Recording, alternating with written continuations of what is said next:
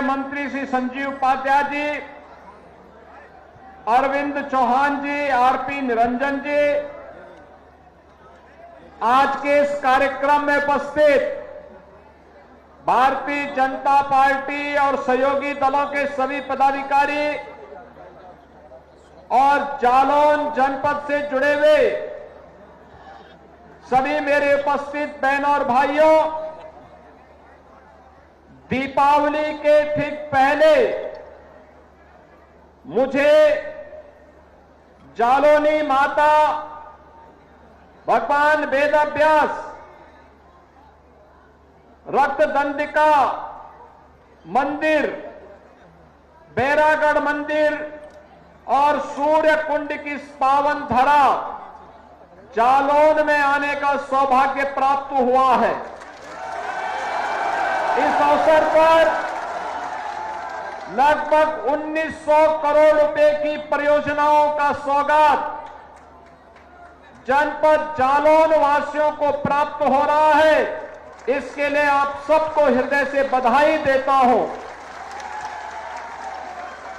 बहनों और भाइयों, जालौन ऋषि जलवान की पावन साधना स्थली, भगवान वेदव्यास की पावन स्थली के साथ ही जहां इसका पौराणिक महत्व है, वहीं ऐतिहासिक कालखंड में भी कालपी ने फिरंगियों के दांतों को खट्टा करने में यहां के स्वाधीनता संग्राम सेनानियों ने महत्वपूर्ण भूमिका का निर्वहन किया।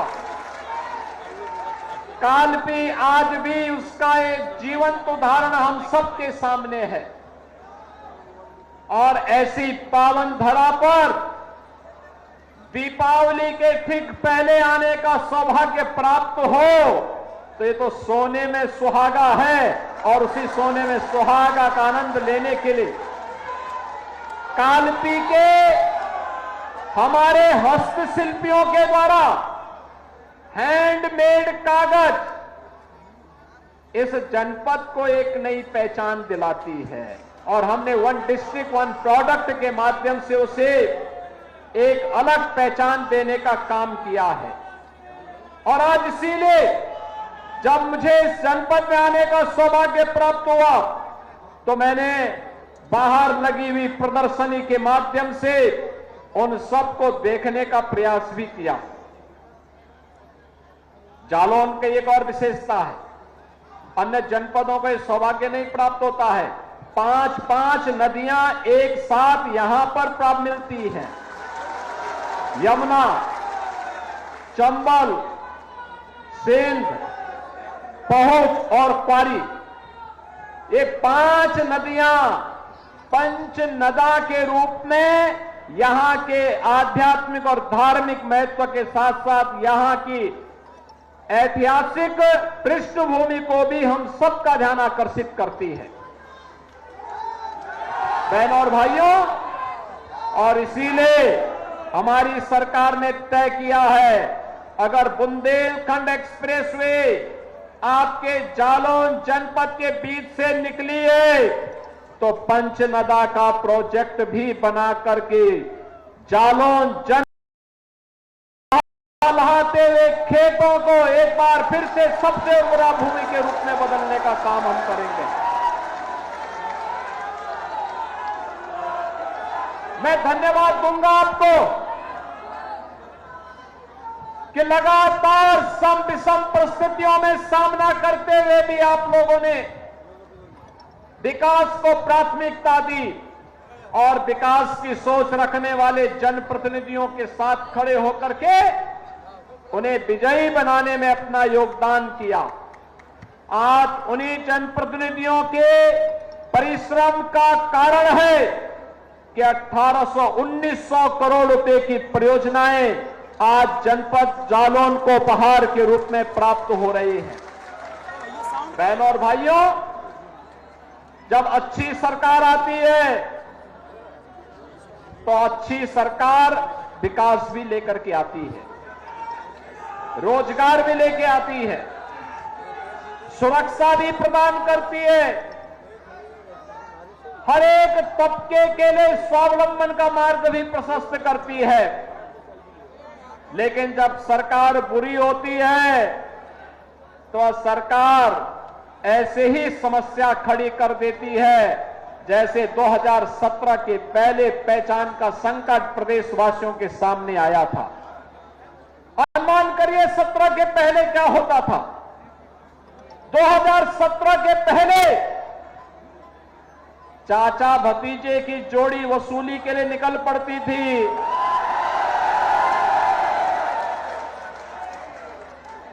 प्रदेश में पर्व और त्योहार चल रहे हैं। आपने देखा होगा कुछ लोगों को गलतफहमी हो जाती है और गलतफहमी के रूप में उनको ये लगा कि जैसे सपा की सरकार के समय उनके द्वारा उत्सव के पहले और किसी भी पर्व और त्योहार के पहले दंगा कर दिया जाता था, हिंदुओं के पर्व और उत्सव में पानी फेरने का काम होता था। यही कार्य डबल इंजन सरकार में करेंगे, लेकिन वे भूल गए सरकार बदल चुकी है। भाजपा की डबल इंजन की सरकार है। ये सरकार दंगाइयों के सामने नाक नहीं रगड़ती, बल्कि दंगाइयों को नाक रगड़वा करके पर्व और त्योहार के उत्साह को सुरक्षा और सम्मान के साथ आगे बढ़ाने का काम करती है। आपने देखा होगा कैसे 2017 के पहले हर पर्व और त्योहार के पहले पर्व और त्योहार के उत्सव को समाज दंगाई कैसे उस उत्सव भंग करने का काम करते थे। और इसीलिए तो मैं आज समाजवादी पार्टी के मुखिया के बयान को पढ़ रहा था। उन्हें भारत के सामाजिक न्याय के पुरोधा, उन्हें भारत के संतों की परंपरा में सांप्रदायिकता दिखती है और उनको इन दंगाइयों में शांति के दूत नजर आते हैं। बहन और भाइयों, शांति के इन कथित दूतों का जो दंगा फसाद करते थे, बेटी और व्यापारी के सामने सुरक्षा का संकट खड़ा करते थे, इनकी जगह कहां होनी चाहिए ये डबल इंजन की सरकार ने बता दिया है। ये बता दिया है और यह भी तय कर दिया गया है कि दंगाई और दंगा को प्रेरित और प्रोत्साहित करने वाले अपराध और अपराधियों के साथ खड़े होने वाले लोगों की जगह कहां होनी चाहिए। आज माफिया प्रवृत्ति के लिए प्रदेश में कोई जगह नहीं है, अराजकता के लिए कोई जगह नहीं है। बेटी की सुरक्षा हो या व्यापारी का संरक्षण, अन्नदाता किसान की खुशहाली हो या नौजवान के रोजगार की व्यवस्था, यह डबल इंजन की भारतीय जनता पार्टी की सरकार पूरी प्रतिबद्धता के साथ करने के लिए संकल्पित है। ये समाजवादी पार्टी ही थी जिसे सामाजिक न्याय के पुरोधाओं के स्मारक अच्छे नहीं लगते थे, उनको तोड़ने की बात करती थी समाजवादी पार्टी। ये वही समाजवादी पार्टी है जिस समाजवादी पार्टी ने सत्ता में आते ही दलित उत्थान के साथ जुड़े हुए महापुरुषों के नाम पर बने हुए स्मारकों को समाप्त करने की घोषणा कर दी थी। ये वही समाजवादी पार्टी है बहन और भाइयों जिसने 2012 में सत्ता में आते ही पूरे प्रदेश के अंदर एक जनपद एक माफिया पैदा करके उस जनपद में अराजकता फैलाना प्रारंभ कर दिया था। ये वही समाजवादी पार्टी है जो समाजवादी पार्टी नौजवानों के रोजगार पर डकैती डालती थी, बेटी की सुरक्षा पर सेंध लगाने का काम करती थी। और उस समय किस प्रकार के नारे इनके द्वारा लगाए जाते थे? उस समय इनके नेता कहते थे कि लड़के हैं, गलती कर देते हैं, ये समाजवादी पार्टी के लोग कहते थे। लेकिन बहनों और भाइयों, आज भारतीय जनता पार्टी की डबल इंजन की सरकार है। अपराध और अपराधियों के लिए जीरो टॉलरेंस की नीति के तहत कार्य कर रही है।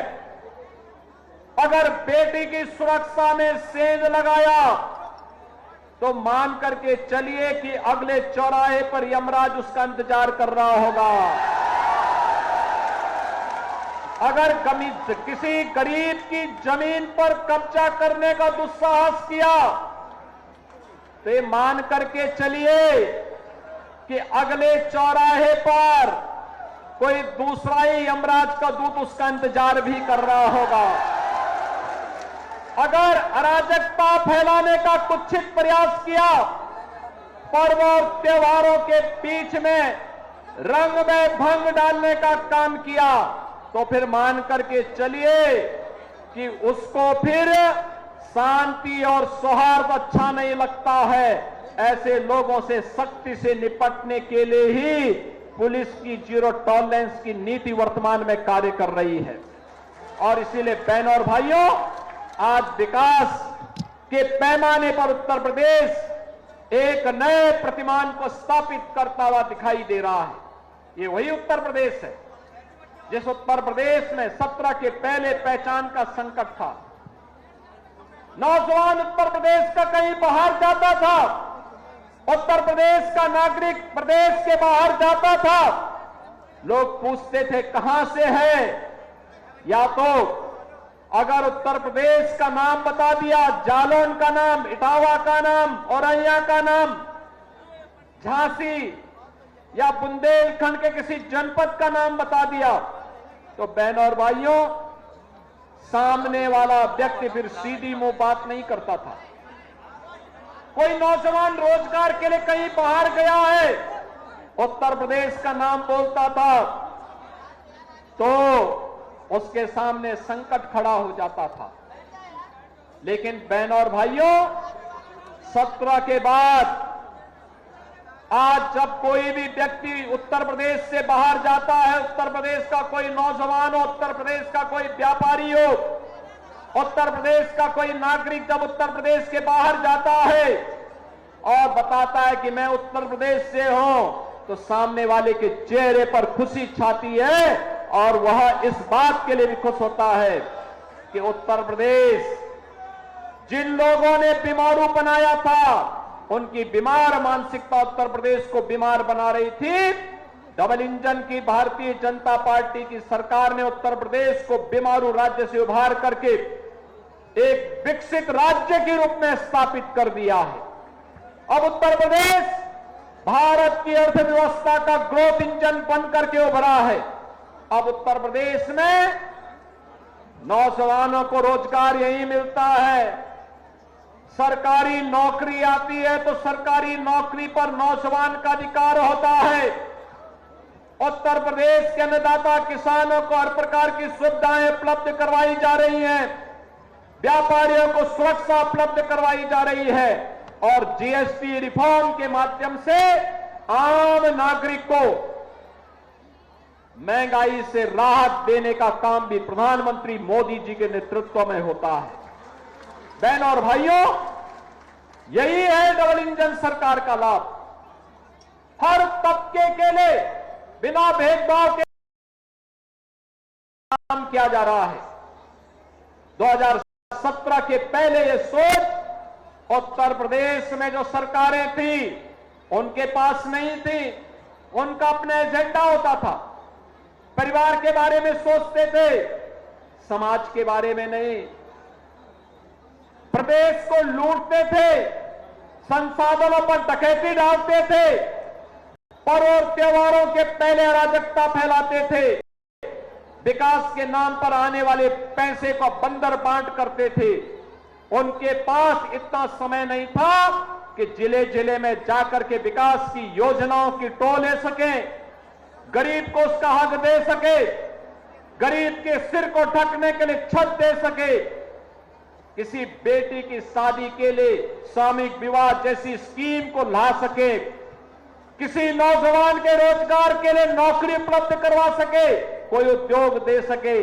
सपा की सरकार में तो जो उद्योग थे वो पहले से ही बंद हो रहे थे, दंगाई अलग थे। और समाजवादी पार्टी के बारे में जिस समाजवादी आंदोलन को कभी डॉक्टर लोहिया ने, आचार्य नरेंद्र देव ने, जनेश्वर मिश्र जैसे समाजवादी चिंतकों ने, मोहन सिंह जैसे समाजवादी चिंतकों ने एक ऊंचाई दी थी, आज वह समाजवादी पार्टी गुंडे और अपराधियों का एक जमावड़ा मात्र बनकर के रह गया है। आज आप देखते होंगे पूरे प्रदेश के अंदर और पूरे देश के अंदर लोगों के मन में एक धारणा है, दो प्रकार की धारणा है जो 2017 के पहले भी लोग बोलते थे। लगातार इसके बारे में लोगों के मन में होता था कि देख सपाई बिटिया घबराई, देख सपाई बिटिया घबराई। ये बात उस समय भी चलती थी और लोग ये भी कहते थे जिस गाड़ी में सपा का झंडा देखो होगा कोई सपा का गुंडा। लोग इस बारे में उस समय भी इस बारे में कहते थे, 17 के पहले भी ये बातें चलती थी। यानी गुंडे और अपराधियों का, पेशेवर माफियाओं का जमावड़ा जो नोच रहे थे, लूट रहे थे। गरीब को राशन नहीं मिलता था, गरीब को मकान नहीं मिलता था, गरीब को शौचालय नहीं मिल रहा था, गरीब को उज्ज्वला योजना का कनेक्शन नहीं मिल रहा था, नौजवान को रोजगार नहीं मिल रहा था, गांव की सड़कें खराब थी, विकास की योजनाएं ठप पड़ी हुई थी, बाढ़ आती थी, राहत का कार्य नहीं हो पाता था। लेकिन बहनों और भाइयों, आपने डबल इंजन की भाजपा की सरकार को समर्थन किया, परिणाम है उत्तर प्रदेश में 60 लाख गरीबों के मकान बन गए, 2 करोड़ 61 लाख गरीबों के घर में शौचालय बन गए, 1 करोड़ 86 लाख गरीबों को उज्ज्वला योजना का कनेक्शन मिल गया, 1,56,000 गरीब 1 करोड़ 56 लाख गरीबों के घर में बिजली के फ्री के कनेक्शन उपलब्ध हो गए, 8.5 लाख गरीबों को, नौजवानों को नौकरी मिल गई। और यही नहीं, प्रदेश के अंदर सूक्ष्म लघु मध्यम उद्यम में 2 करोड़ से अधिक नौजवानों को सीधे सीधे रोजगार प्राप्त हुआ। तो बड़े निवेश के माध्यम से भी 60 लाख नौजवानों को नौकरी और रोजगार की गारंटी मिली है। और आज इसीलिए आज मैं आप जालौन में आपके पास आया हूं आपसे कहने के लिए कि बहनों और भाइयों, ये डबल इंजन की सरकार बिना भेदभाव के विकास की इन योजनाओं को आप तक पहुंचाने के लिए आपके पास आई है, आप तक आई है। समाज की जागरूकता विकास लेकर के आती है, सुरक्षा का बेहतर माहौल बनाती है। अगर समाज जागरूक है, कोई गुंडा किसी गरीब की जमीन पर कब्जा नहीं कर सकता। अगर समाज जागरूक है, किसी बेटे की सुरक्षा पे कोई सेंध नहीं लगा सकता। अगर कहीं पे कोई समाज जागरूक है, विकास से उसे कोई वंचित नहीं कर सकता। और मुझे लगता है उसी समाज को जागरूक करने के लिए आज मैं आपके पास आया हूं आपसे कहने के लिए, आप अपनी चीजों को लेकर के स्थानीय जनप्रतिनिधियों के पास जाइए, प्रशासन के पास जाइए। और अगर वहां पर भी प्रॉपर सुनवाई नहीं हो रही है, प्रभारी मंत्री के पास अपनी एप्लीकेशन भेजिए। अगर तब भी दिक्कत आ रही है तो IGRS और CM हेल्पलाइन के माध्यम से हमें अवगत कराइए। और मैं इस बात के लिए आपको आश्वस्त करता हूं कि अगर किसी गरीब का, किसी दलित का, किसी वंचित का, किसी कमजोर का, किसी बेटी का, किसी व्यापारी का, किसी अन्नदाता किसान का किसी के द्वारा शोषण होगा, उसके साथ अत्याचार होगा, तो फिर उसके बाद की कार्रवाई तो फिर आप देखेंगे कि हम लोग इतनी जोरदार कार्रवाई करेंगे, कई कई पीढ़ियां उसकी याद करेंगे।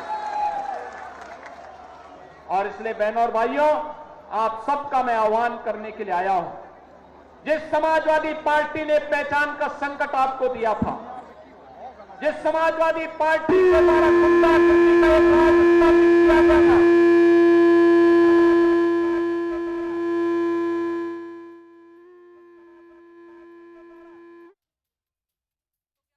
को आप सुन रहे थे। ऐसे में वहां उन्होंने इस संबोधन के दौरान समाजवादी पार्टी को जमकर घेरा। 2017 के पहले किस तरीके से उत्तर प्रदेश में काम होता था, इसका जिक्र करते हुए नजर आए। करने का प्रयास हुआ था। बहनों और भाइयों, उसकी गुंडागिर्दी की हरकतों से आप सावधान होइए।